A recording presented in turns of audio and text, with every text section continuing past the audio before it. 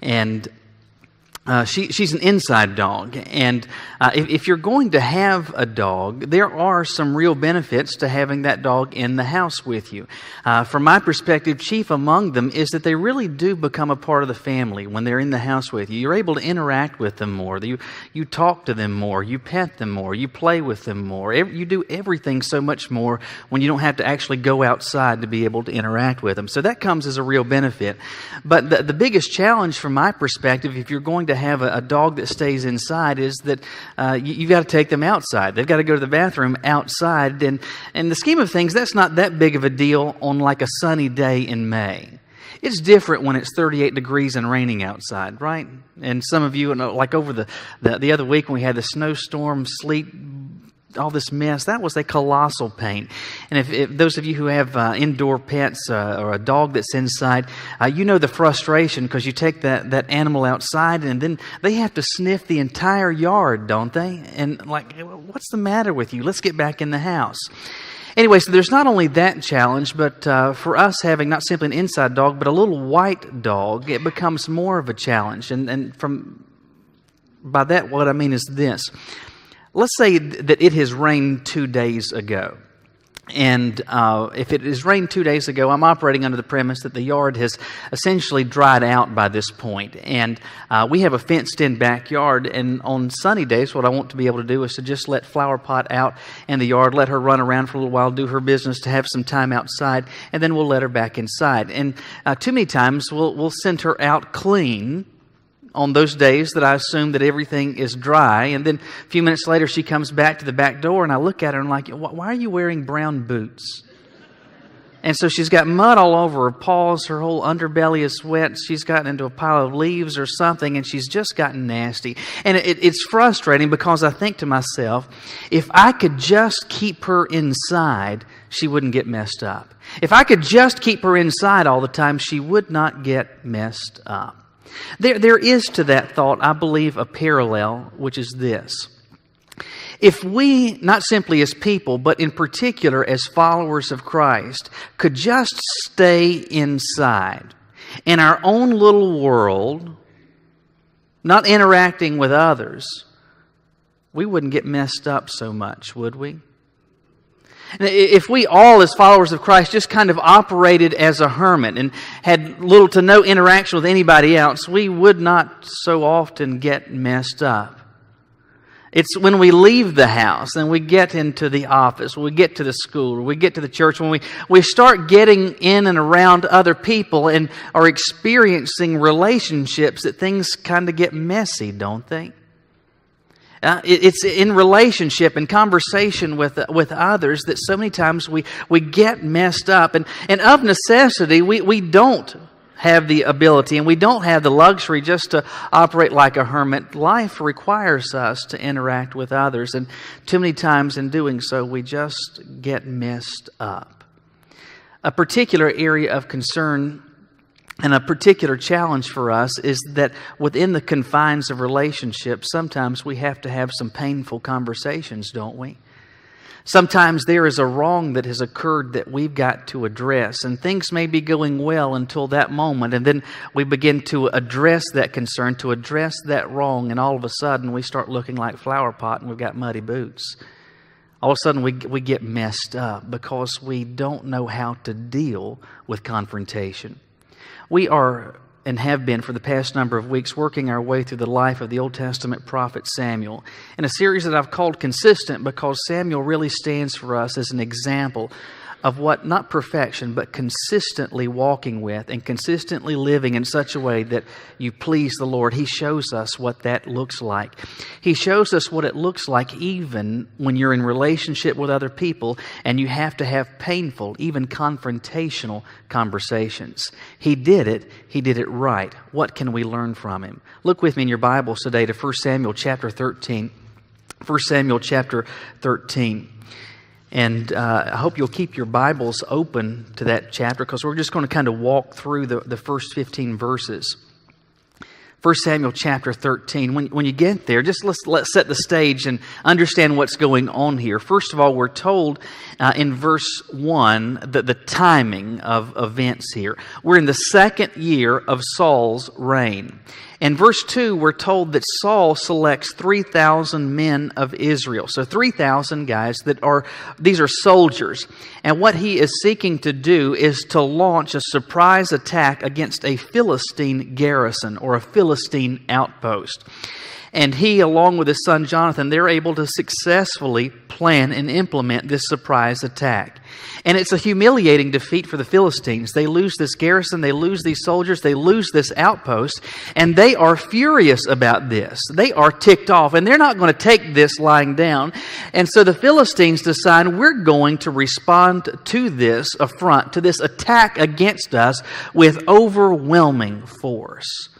And so what the Philistines begin to do is to gather their forces, to get together and organize their army in an area called Michmash.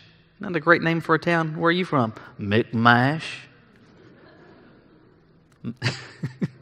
Anyway, so the Michmash is the area where they're going to be staging their troops. And you begin to see in verse 5 how big this force is. We're told there are 30,000 chariots. I mean, it's tough to imagine just how much space all that takes up. A chariot pulled by a horse. So you got 30,000 horses, these chariots, 30,000 soldiers on chariots. In addition, we're told that there was an additional cavalry of 6,000 horsemen. So you've got all 30,000 chariots, another cavalry, horse-mounted soldiers numbering 6,000. And then verse 6 tells us that there were enough other soldiers that were so numerous, they were like the grains of sand on the seashore.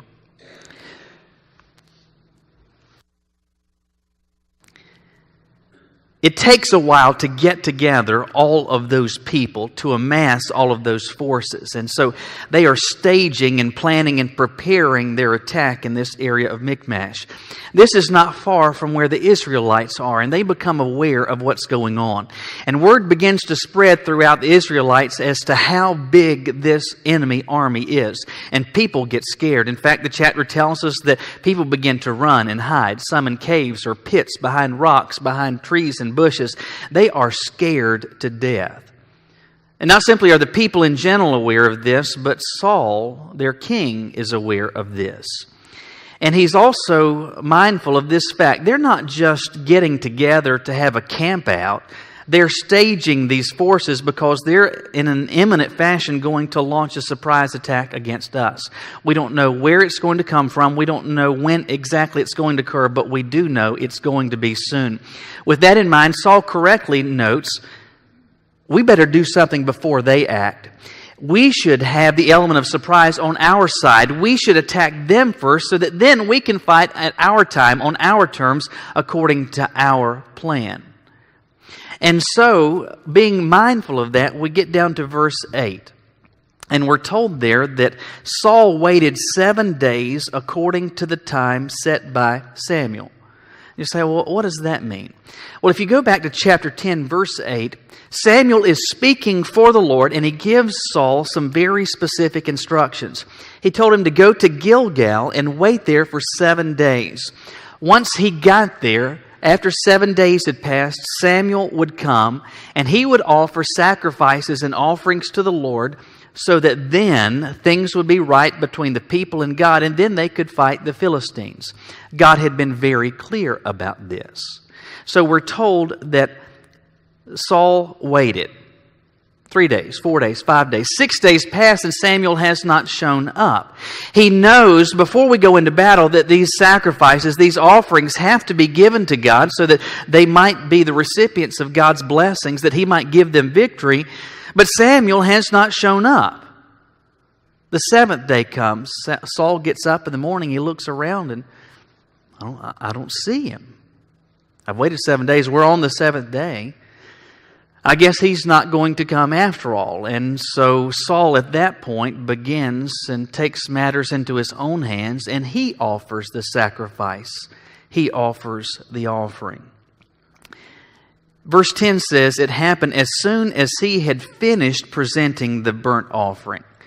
I mean, so he has just finished and Samuel walks up. And Samuel asks the question in verse 11, "What have you done?" Now this is effectively a rhetorical question. It's obvious, it's blatantly obvious what it is that Saul has done. He has offered the sacrifices. He has rendered the offering and sacrifice to God. It's without dispute. It's evident. There's probably still smoke smoldering from lifting up from this altar. "Saul, what have you done?"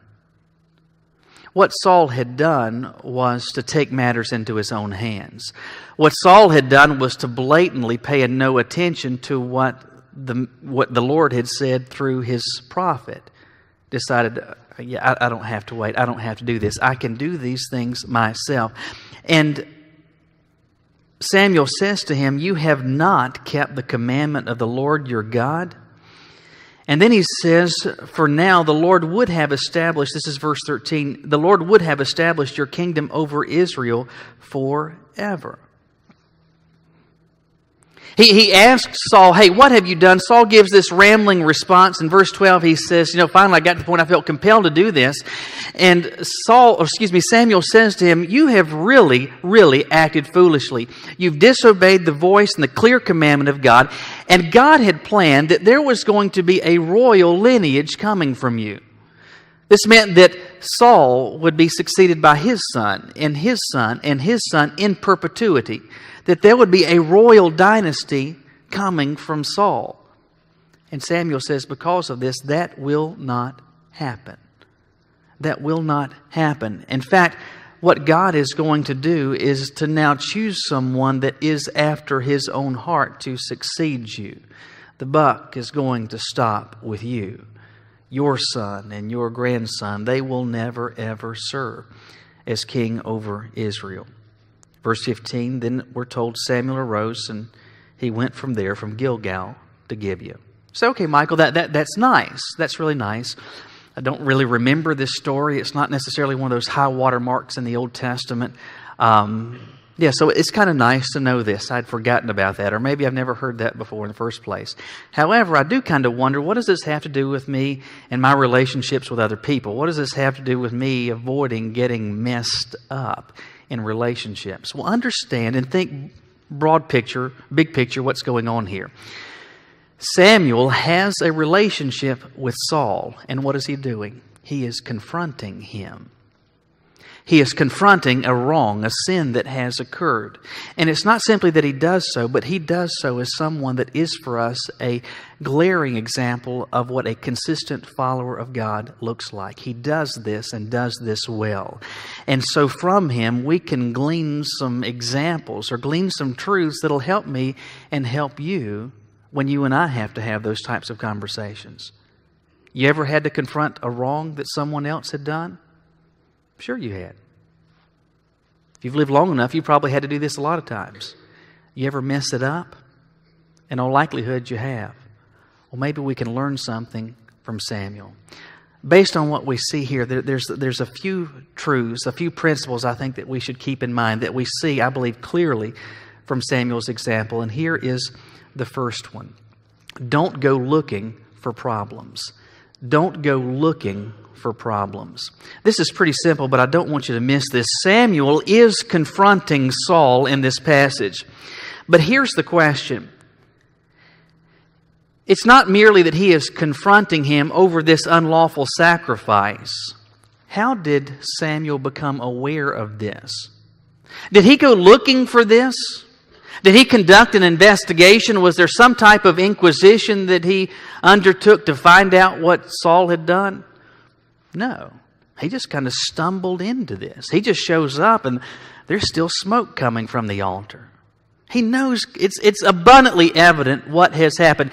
What I'm saying to you is that Samuel did not go looking for this. He winds up confronting him and dealing with this sin and dealing with this wrong, not because he has investigated and after some lengthy pursuit found something to challenge him and to take him to task over. This was evident. It came to Samuel's doorstep. In terms of application for me and for you, I believe it reminds us again of that principle. Don't go looking for problems? Do you have people, and I'm sure you do, this is effectively a rhetorical question, do you have people in your life, maybe you have them in your family, maybe they're in your office, they may be in your Sunday school class, maybe seated here in the sanctuary, I don't know. Do you have people in your life that seem to operate as though they are the sheriff? I hear a few giggles, so there's a few of you that you know of those people. And in truth, all of us have had those types of people in our lives, so you may still have them in your life. And these are the type of people that operate in such a way that they are always looking, intentionally looking to see if they can find wrong in the life of someone else. These are individuals that they seem to have an intentional pursuit, and they maybe even are actively engaging in asking probing questions, effectively conducting little mini investigations to see if they can identify something that's going wrong in your life or someone else's or the person around the corner. These are people who are looking for wrong. You know of those people. You have known of those people. Let me ask you this. Do you like those people? Do you trust those people? Do you respect those people? No. Why is that? Because these are individuals that they're just looking for wrong, and it seems that they are looking for it so that they can have what they perceive as the joy of being able to wag their finger and point at someone else and say, "You should not be doing that. Shame on you." Is that how Samuel operated? No, it is not. Samuel does not go looking for trouble. He does not go looking for problems. And quite frankly, I believe the same should be true of us. Let me encourage you to ask yourself and ask the Lord to help you answer this question. Am I, or are you that type of person? Does that characterize your behavior and your interaction with other people? And if that's the case, pray that God might give you the grace and that He'll give you the courage to begin to change that. Don't go looking for problems. There is a principle that I have operated with the entire time that I have served the Lord in vocational Christian ministry that has served me well, not simply as a pastor, but even just as a follower of God. And the principle very simply is this: I am responsible for what I know. I'm responsible for what I know. Over the years, there have been occasions, whether personally, just as a follower of Christ, or serving as a pastor, where I have had to deal with or confront individuals over sin, over some wrong that was occurring. And without fail, this principle has guided me, and what I confronted is not what I sought after, not what I investigated, not what I looked for, but what came and became evident to me. I am responsible for what I know. I should not be going and seeking to investigate, to find out and seek to know more things. I am responsible for what comes to me. I am responsible for what I know. Samuel wasn't looking for something about which he could take Saul to task. What Saul had done was evident. Samuel didn't hunt it down. He didn't run from it. He confronted what became known to him, and that ought to guide and influence my relationship and your relationships as well. We're coming up on 1 year since we moved from one house to another here in Greensboro. And that whole moving process is very nerve-wracking, and there were a few instances in particular that were especially concerning to me. And one of those involved our previous house. The folks that were buying it did what most buyers do, and that is that they ordered a home inspection. And that's where they pay somebody $450, $500 to come in, and they look it and inspect the entire house. And they're looking at all kinds of stuff. They're making sure that outlets are grounded and that appliances work, that plumbing is in proper shape, that heating and air, that the heat is heating and the air condition is cooling. If your house has a crawl space, they crawl up under there, and they're looking for all kinds of problems inside and out. They're looking at everything. I was nervous about this, even though I knew and was aware of the fact our house is in good order and that things are not broken. I was nervous about it because I thought this: they're going to find something. They just are. They're going to find something. In fact, it seems that home inspectors operate under this principle: I have to find something. And that stands to reason, because if you've given them $500 to do a home inspection, they come back and say, everything looks great, then you're going to think, well, I just kind of got robbed. They didn't pay close enough attention. And so they are going to come back with something, and such was the case in our experience. And after they had, the buyers had that home inspection done, we get a copy of the report. And what I thought was interesting and frustrating was some of the things that he listed. One of them had to do with our back deck. And he said of the deck that it needs to be restained. And I thought, our deck looks great. It's in great shape. Do you know why? Because less than 5 months earlier, I had pressure washed and restained that. I had painted all the rails and pickets. That deck was in great shape.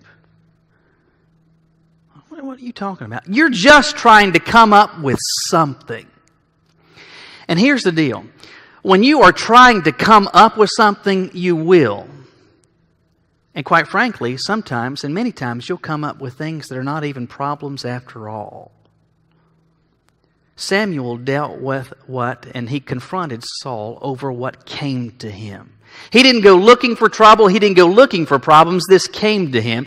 And once it became evident to him, once this was known by him, Samuel has to decide, am I going to confront this? And thankfully, Samuel does. But we learn from him a great principle that ought to guide us. Don't go looking for problems. But there's a second principle you see in operation here, and that's this. Confront what is of consequence.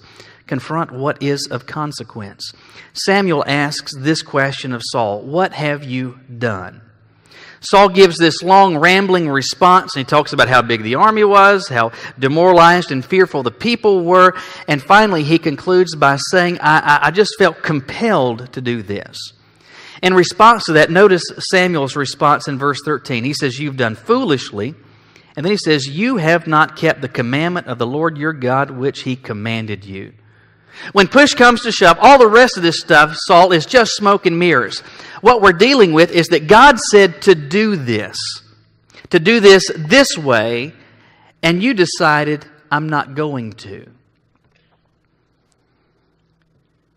When push came to shove, what Saul had done was sin. God had said something that Saul, in a willful and wanton fashion, intentionally chose to ignore and intentionally chose to disobey. Furthermore, this is not something that was done in isolation. This is not something where other people were unaware of this. Perhaps tons and tons, maybe even thousands of people were aware, not only that God had said, this is what Samuel should do, and it should be done on the seventh day. They're also aware Saul didn't wait. They're also aware Saul didn't listen to what God had said. And so not only has Saul sinned against God, but he has done so in such a way that it very well could have caused people to say, you know what, maybe it doesn't make any difference if I pay attention to what God says or not. What I'm saying is that Samuel confronts Saul, but he confronts him over something that really is of consequence. That principle ought to guide me and guide you in our relationships with others. Confront, and I would say confront only what is of consequence. That should lead you to a follow-up thought, which is this. How do I know if something's of consequence or not? That's kind of a subjective call. How do I know if this is worth it or that's worth it? How do I know? Well, from my perspective, there's a couple of questions that you ought to ask yourself that can kind of serve as litmus tests for this. And here's the first one. Are we talking about right and wrong or personal subjective preference? Are we talking about right and wrong or are we talking about personal subjective preference? This is an area where we really can get into the weeds in a hurry. Because you have probably, over the years, I know I have messed up in this area. And you'll call somebody to task over something that they have done or something maybe that was said. And when push comes to shove, do you know why you did it or why I did it? It's because somebody wasn't doing things how I would have done them. It's not that they're doing something wrong. They're just doing it differently than I would have. They're not doing it how I would prefer that it would be done. What I'm saying to you is don't do that. We need to avoid this. That becomes a pitfall. Our relationships will get messy in a hurry if you're castigating and calling to task people who are not doing wrong, but they're just not doing things how you want them done. Ask yourself, am I talking about right and wrong, or am I talking about personal, subjective preference? The second question to ask is this: does this adversely affect their well-being, spiritual or otherwise? Does this adversely affect their well-being, spiritually or otherwise? In other words, is what's going on causing a problem between this individual and God, or is it perhaps causing even others to have a problem between they and God? Or is this calling into question their or the well-being of others? On both fronts, what Samuel did that day met that standard. Saul was being confronted by Samuel over something that was of real consequence. We're not talking about personal preference. We're talking about what God said, what is and is not sin. This was clearly a matter of right and wrong. Beyond that, this was not merely just not personal preference. This was adversely and would adversely affect the relationship between Saul and the Lord, and quite frankly, between God's people and Him. Because this was done in such a public fashion that so many others could have said, you know what, maybe I really don't have to pay attention to God after all. And Samuel has to confront to help them to see, oh yes, you should pay attention. Because if you don't, it will cost, and cost big time. Confront what is of consequence. I remember the first time I had to confront something as a pastor. It was in my first year of pastoring. I was 26, 27 years old, had still effectively fresh out of seminary, had at that point little to no experience. And we had a young couple Sunday school class that I had noted paid fairly little attention to the clock. And they'd start late, and consistently, week after week, they would get out late. And I had noticed that, but I thought, I'm just not going to deal with that. It's not that big of a deal. But there was one particular Sunday I had noticed that in that class, there was a room full of couples there that day. Let's say there were 15, 16 of them there in that class that day. And I had actually been in there before Sunday school and had spoken to all of them, so I knew that they were there.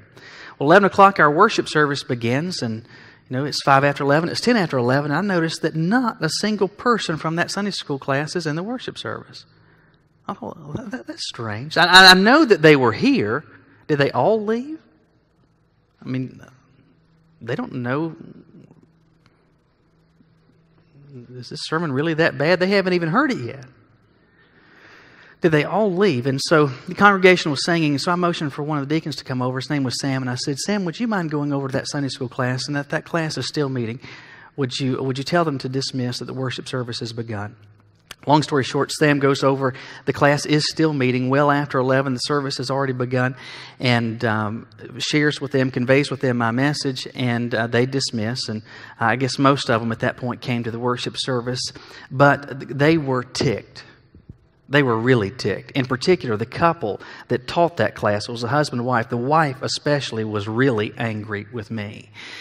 And at this point, I've got to decide, am I going to deal with this, or just kind of let that stand and just kind of forget about this past week? And what I opted to do was to get that entire class together, the couple who was teaching it, leading it, and all the couples in that class. So we met later that week one night and had a conversation that actually lasted probably 2.5 hours, which is just ridiculous. Anyway, the wife of this couple that's leading the class, one of the things out of the gate she says to me is, well, Sunday school classes are autonomous. Sunday school classes are autonomous. Let me just say this. The only thing worse than a fool is an old fool. This woman should have known better than that. And so she says, no, Sunday school classes are autonomous. And I said, no, ma'am, they are not. Every entity of this church, whether it's a Sunday school class, it's women's ministry, it's children's ministry, every entity of this church operates under the umbrella and under the authority of this church. And it's not simply my expectation as a pastor, it's the expectation of the church that all of the entities of this church, we meet together as a church to corporately worship the Lord together. And so Sunday school is going to end at this time because we're going to worship the Lord together. I didn't have any fun in that conversation. I took no delight, relish that moment, not at all. But I had a choice. Either I'm just going to say, well, you know what, I'm going to let bygones be bygones, or I'm going to deal with this. And if I'm going to deal with this, if I'm going to confront this, it better be worth it. It better be of consequence. And from my perspective, convictionally, I felt that there's a matter here of right and wrong. Beyond that, there's something that's at stake, and that's this. If every entity of the church and every subset of this church just does whatever they want, whenever they want, however they want, we're just going to fall apart, and the wheels are just going to come slap off of everything. This is of consequence, and it warrants confrontation. Listen, you and I too many times get really messy relationships because we don't operate with this principle. We confront things, but we're not confronting things of consequence. I'm seeking to learn from Samuel's example. Sometimes confrontation is necessary.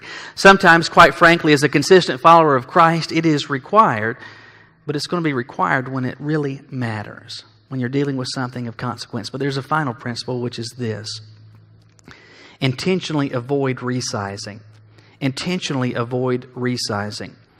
Samuel informs Saul, hey, you've really done and acted foolishly. You have disobeyed the voice of God.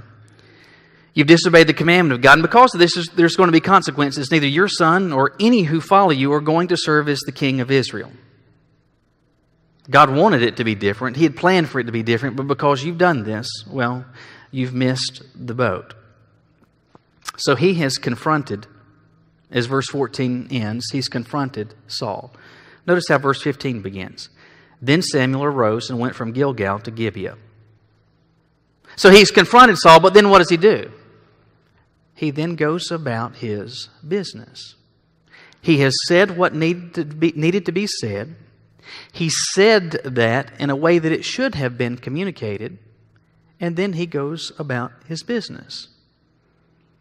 You say, well, okay, what's the big deal with that? Well, there's something, I believe, to me, actually very important in this. Sometimes, and one of the pitfalls that too often we fall into is this. When you confront an individual, once you do so, or in the process of confronting them, you either maximize or minimize the wrong. You either maximize or minimize the wrong.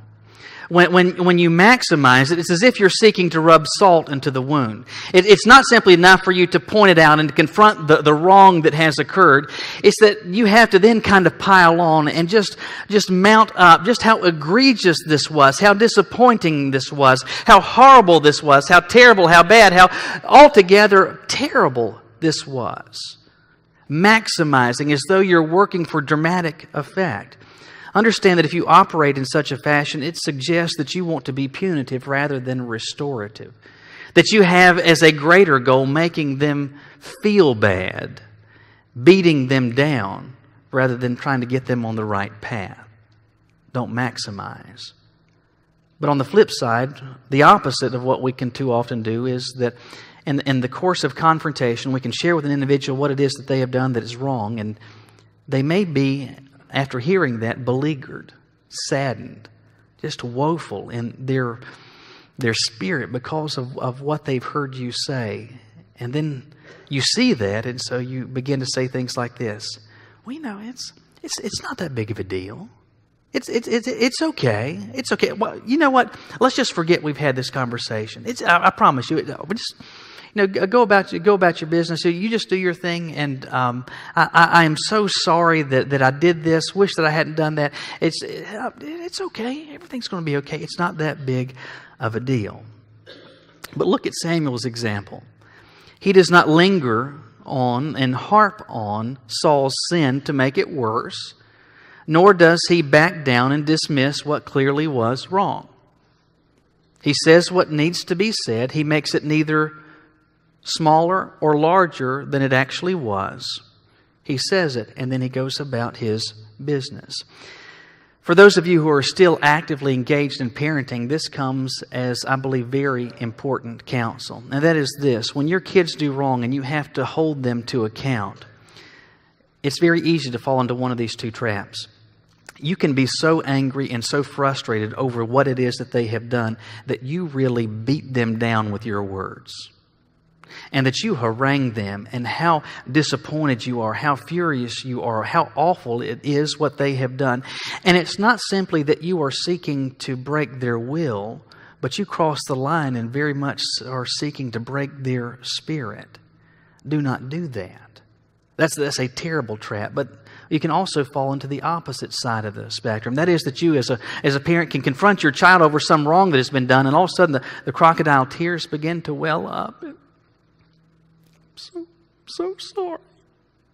And when you see that, you begin to say, well, you know what? I don't want you to be hurt. It's okay. It's okay. It's not that big of a deal. And what you can do is to so minimalize what it is that they have done that they don't learn the lesson. What I'm saying is, in short, intentionally avoid resizing. Keep things in proportion. That's exactly what Samuel does. He doesn't make it any bigger. He doesn't make it any smaller. He called it for what it was. He said what needed to be said, and then he moved on. Intentionally avoid resizing. Those of you who have ever dealt with a digital picture on a computer know exactly what I'm talking about with this. Let's say you've got a document that you've got a picture pulled up on your computer that you want to insert into this document. And let's say you've got the whole page width, and so you've got this little small picture, and so what you want to do is to stretch it to fill up that space. And you have probably experienced this before, where you begin to stretch it, and what happens? What had been smooth edges become very sharp, what are called pixelated edges. And the picture almost looks kind of blurry. Why? Because you're taking things that were meant to be small and you're making them bigger than they should be. The flip side is also true, and that is that you can take a big picture and you can make it so small that detail that could be and should have otherwise been able to be seen is lost. You got to keep things in proportion.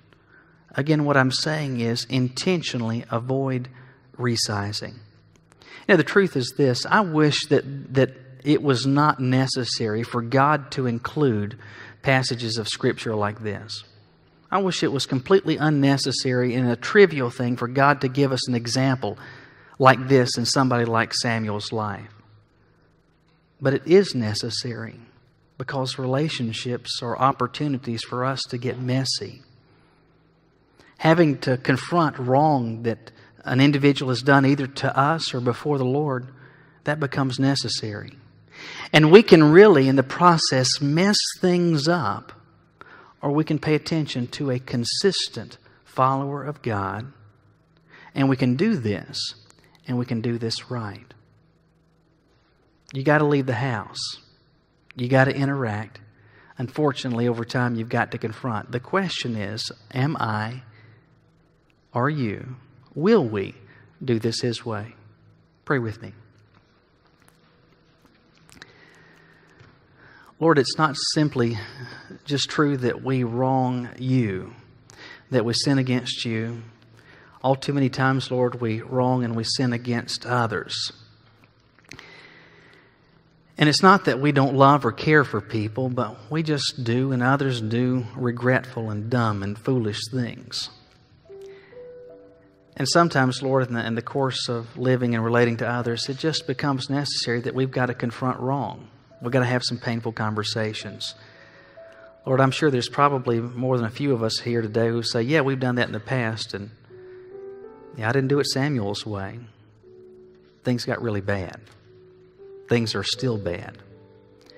Lord, perhaps there are some here today that have some broken relationships that You are speaking to them about, quite frankly, convicting them over. And they need to talk to You first of all and confess the manner in which they confronted, and then pray for courage to maybe go to that person to make it right. Maybe there's a conversation that's looming this week that we know we've got to have with a family member, a fellow church member, a coworker, somebody that goes to school with us. And we're dreading this and really anxious about the prospect of messing things up. And we just want to pray for guidance that You would give us the words and the approach to take, to have the discernment to know whether this is something that should be dealt with. Lord, as You've spoken to us about the particulars of our relationships and You're calling us to make some decisions, I pray for Your sake and for the kingdom's sake we'll do it. Lord, for others that you're talking to them about something completely different. Maybe it is to find out how they can become one of your followers or to formally become a part of this church family. I just believe, Lord, that every time we get together and every time that we open your word, every time we are here with your Spirit present among us, that you speak. There's things that you say to us and there's things that you want us to do. We've got an opportunity to respond, and I pray, God, that we'll seize it for your sake, for your pleasure, and for our good. We say this to you in Jesus' name. Amen. I'm going to ask if you would to stand as our praise team leads us in a hymn of invitation. If God has spoken to you and encouraging you to make a decision today, will you do it? Will you do it?